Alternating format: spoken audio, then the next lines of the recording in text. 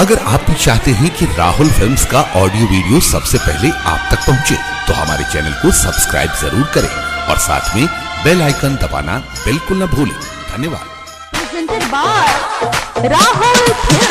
हमरा राजा के मरला का बथे साथ दे, हमरा राजा के मरला का बथे साथ दे।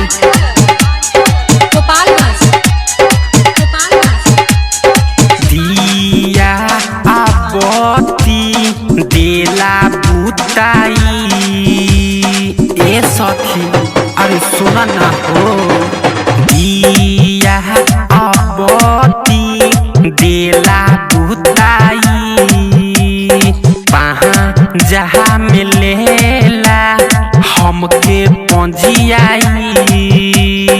अंगे अंग दर्द होला दिहिया बहसी, हमरा सैया के करला का बथे सात दिन। हमरा राजा के मरला का बथे सात दिन, हमरा भतरू के करला का बथे सात दिन।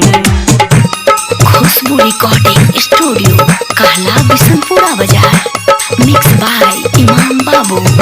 हमरा राजा के मरला का बथे सात दिन, हमरा राजा के मरला का बथे सात दिन।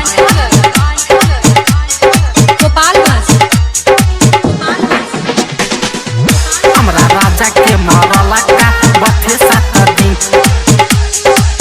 आबेला सेज पर उड़ा देला गरादा, देवेला दर्द हो महरद बेदाराता।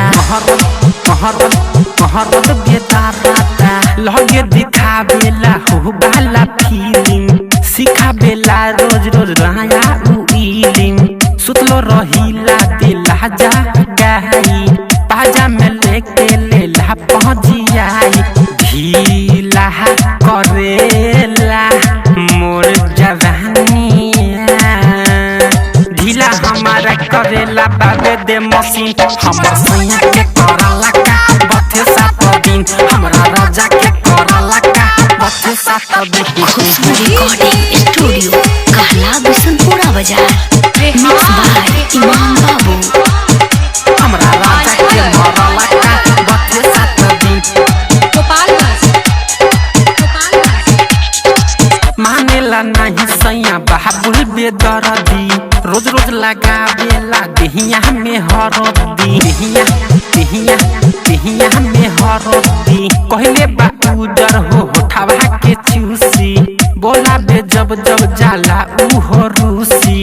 अतुल देवरा वाली यहाँ बेदवाई, धनु तिवारी ले वहा बेदवाई। बहाना वेला पोजीशन सखी, बनाबे पोजीशन सखी देहिया सब हसी। हमरा राजा के करला का बथे सात दिन, हमरा भतरू के मरला का बथे सात दिन, हमरा बलमु के करला का बथे सात दिन। ओह माई राजा के करला का बथे सात दिन, हमरा बलमु के करला का बथे सात दिन। किसी भी प्रकार का ऑडियो वीडियो प्रचार प्रसार की कैसेट को बनवाने के लिए संपर्क करें राहुल राज, लक्ष्मीपुर, लालचंद, बिहारीगंज, मधेपुरा।